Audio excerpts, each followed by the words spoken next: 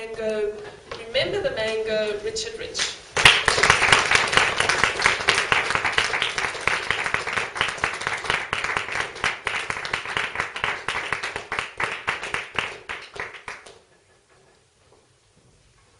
Do you know how to train a monkey to skateboard? No. According to the animal trainers, it takes a lot of mango. A lot of mango. Because what happens is you start off and you get the skateboard, put it in the cage with the monkey, and if the monkey's curious or doesn't freak out, you give him a piece of mango. Then after a little bit of time, you put the monkey on the skateboard and you move it. And again, if he doesn't freak out, you give him some more mango. And in time, these treats, these pieces of mango, encourage specific behavior towards what you want to achieve. Madam Contest Chair, ladies and gentlemen,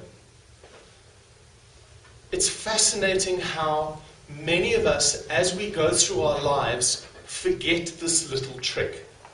That we need to remember the mango, to encourage people to do the things that we like, rather than criticizing them and blaming them for the things that they've done wrong.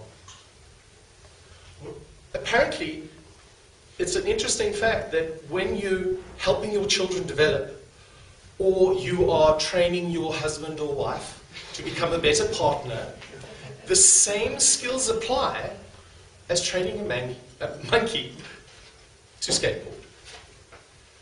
It's a fascinating process, and one of the best examples I can give you is when you're learning to walk. Do you remember when... You've got kids, haven't you? No, okay. Peter, do you remember when your kids were learning to walk? We were so encouraging. With my son, Gabriel, when he was learning to walk, I didn't spend 6 months waiting and then give him a 360-degree review and talk about how he hadn't met his key performance indicators.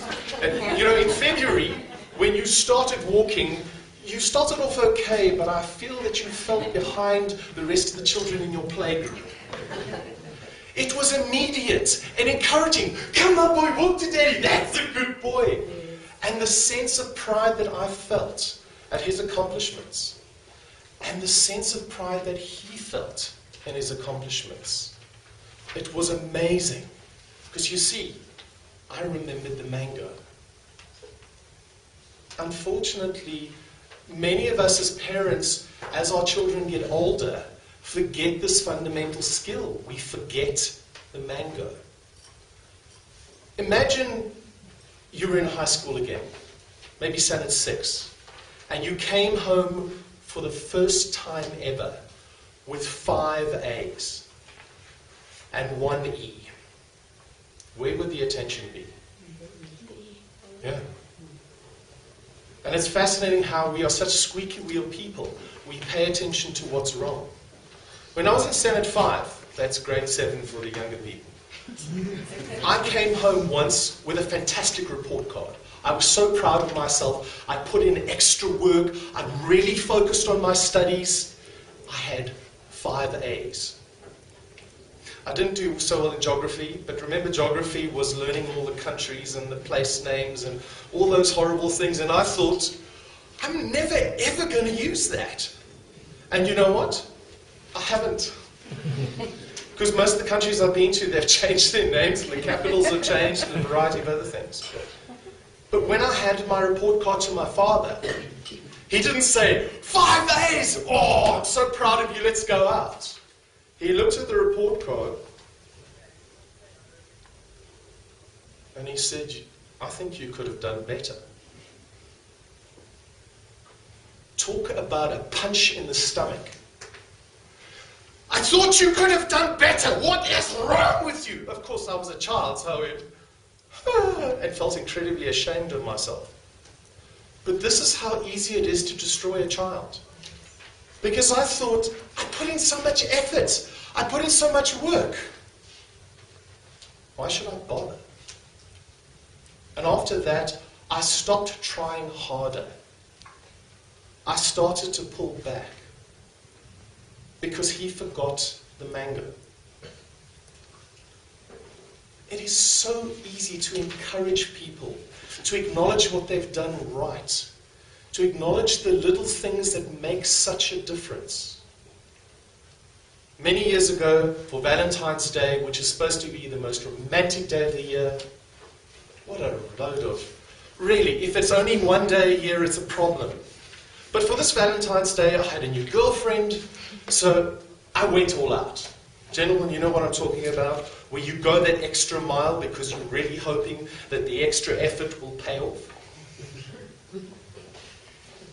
So what I did is I cooked lasagna. I got burnt sienna roses from a florist because these were her favorite roses.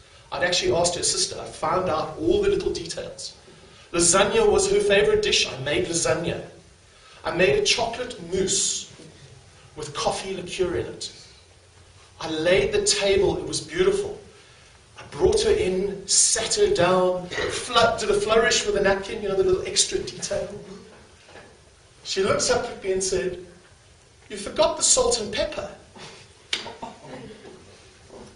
She forgot the mango. And as a result of that, I never cooked a meal for her again.